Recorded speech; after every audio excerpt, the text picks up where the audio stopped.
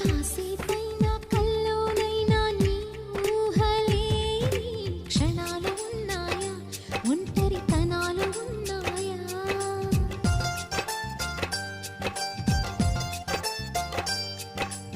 ఏం చేస్తున్నా ఎటు చూస్తున్నా ఈ రూపులోనే ప్రతిదీ చూస్తున్నా నిన్నే ప్రపంచమంటున్నా.